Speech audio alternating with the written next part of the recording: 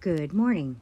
It is December 3rd, and today is the International Day of Persons with Disabilities. This is my story time, part 1. I am 47 years old and I live in Washington State. I'm originally from New Jersey, and at 28 years old, I was diagnosed with bipolar disorder.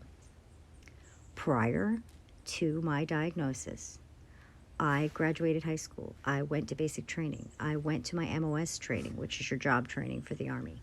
I lived in Europe for 2 years, specifically Italy. I went to college. I was married and divorced and managed to work from the time I was 13 until I was 28, until they finally figured out there's definitely something not right with your brain chemistry. So, story time, part 2. At 28, I was in a very bad relationship, and the person I was with was very narcissistic and extremely manipulative. And I had very little real friends. Like, I had friends, but I didn't have friends that were like, hey, this guy is really not great for you.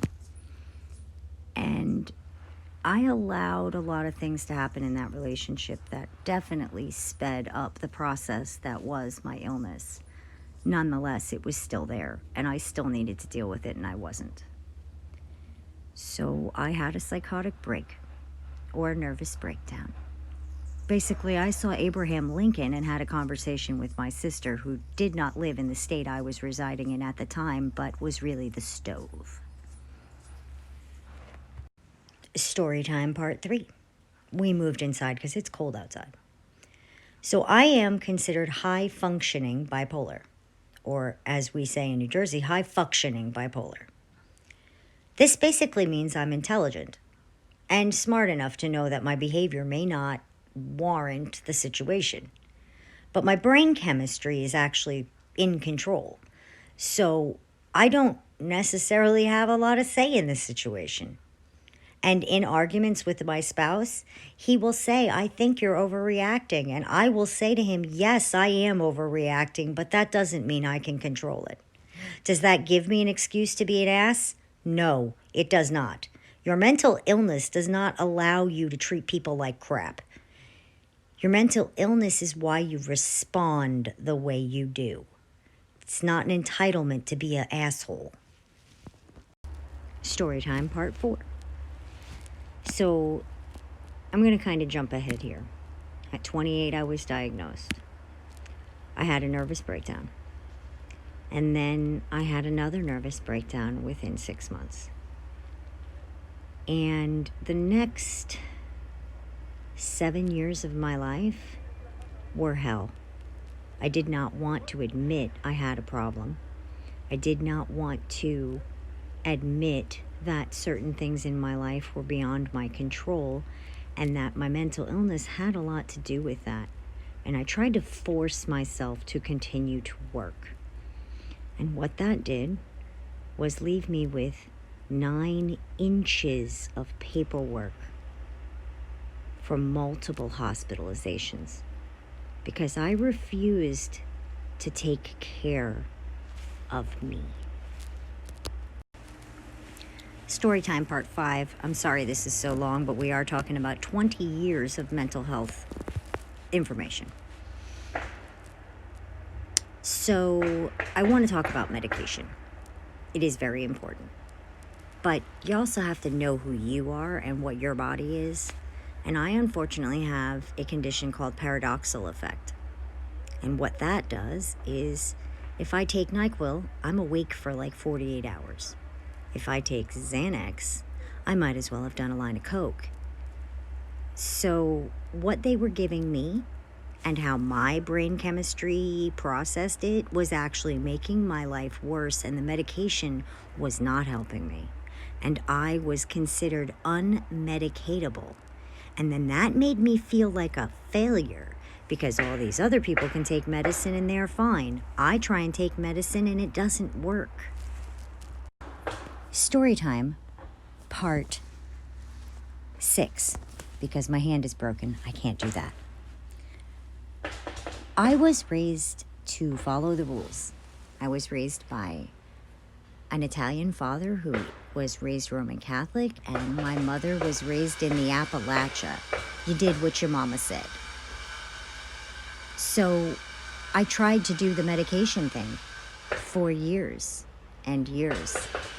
And I also have chronic migraine, and I was taking migraine medication that interacted with my psychiatric drugs and caused something called serotonin syndrome, which is basically your body overdosing on serotonin. You go into a coma and you never wake up. And I'm very lucky that my spouse is an extremely observant man and forced me to go to the hospital, or I would have died. Storytime, part 7. I apologize for the construction noise. My neighbors are having stuff worked on, and my reception in my house just doesn't happen.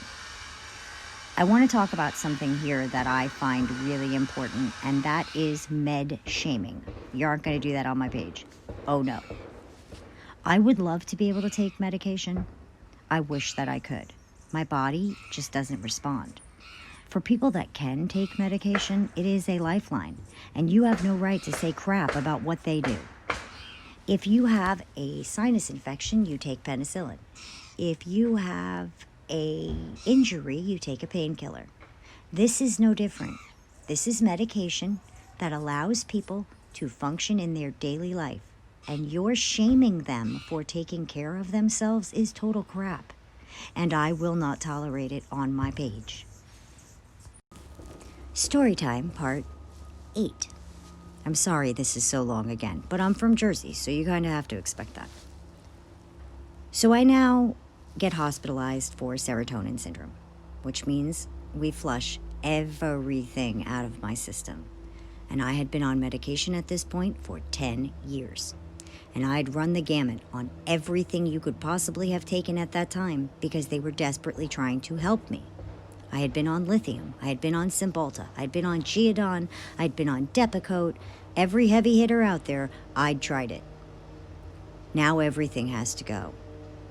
And I started experiencing something that is called brain zap, which is a fancy way of saying somebody flips the light switch in your head and you don't know where you are. Mid-sentence, driving your car, using a knife, you just check out. It is terrifying. Storytime, part 9. So life without medication.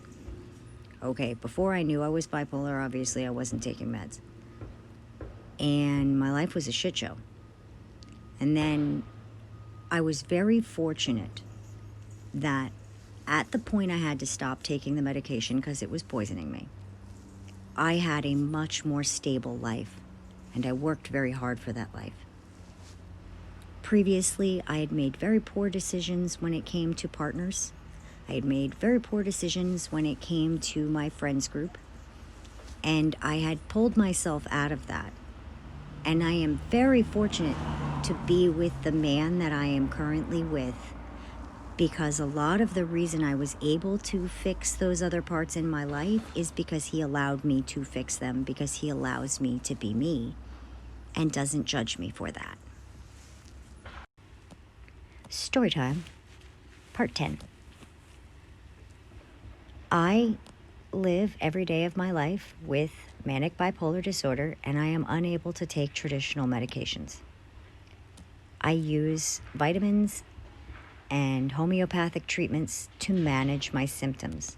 It is a full-time job. I wanted to speak out today because I recognize my illness is not seen. You can't look at me and say, oh, that woman has bipolar disorder. It's not like that. My illness is invisible. I am not invisible. I speak out because other people with my disorder are no longer here to speak for themselves. I have an invisible illness, but I am not invisible.